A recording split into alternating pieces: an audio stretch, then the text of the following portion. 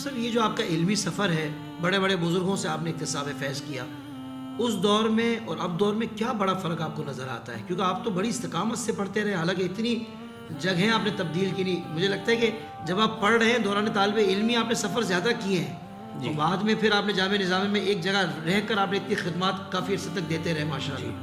اس دور میں اور اس دور میں پڑھائی کے لحاظ سے آپ کیا بڑا فرق دیکھتے ہیں؟ بات یہ صاحب اس وقت یہ تھا کہ مطالعہ کرتے تھے، تکرار کرتے تھے، اچھا زور کے بعد بھی باقاعدہ طالب علم تکرار کرتے تھے، نگرانی ہوتی تھی.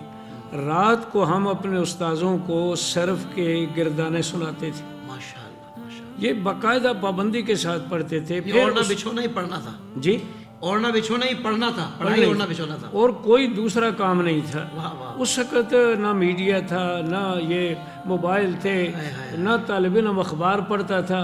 سارا کا سارا جو اس کا جو سلسلہ تھا وہ تعلیم کا تھا. واہ واہ. اب صورتحال بدل گئی ہے. میں طالب علموں کے حوالے سے یہ بات ضرور کہوں گا کہ اب طلباء کو ہمارے بعض لوگوں نے دوسرے میدانوں میں کھینچ لیا ہے. اب یہ کہ طالب علم کی ساری توجہ ان مختلف حوالوں سے ہے.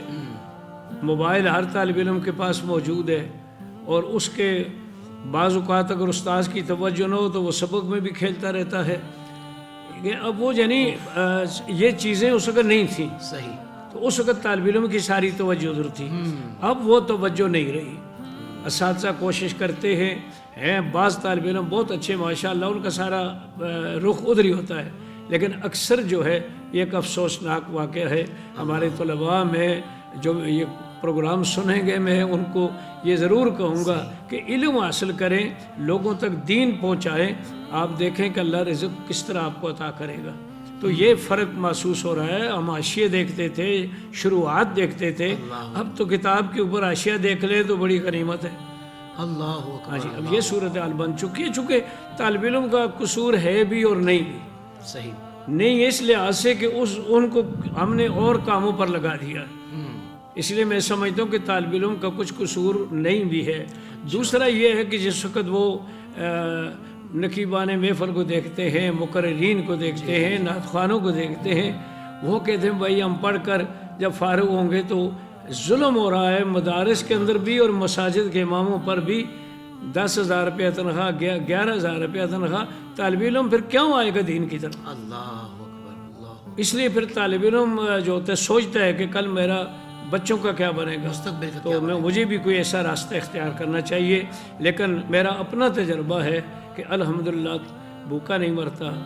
کوئی عالم جب دین پڑھائے گا، دین کی خدمت کرے گا تو اللہ تعالیٰ اس کو رزق وافر عطا فرمائے. واہ واہ. رزق تو ویسے بھی اللہ پاک نے اپنے ذمہ کرم پہ لیا. بالکل اس کے ذمہ کرم پر ہے. جی ہاں بالکل.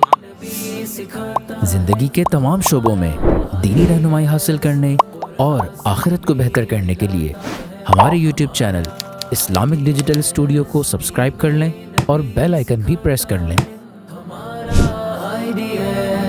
قرآن سے بھی ملاتا ہے ہمارا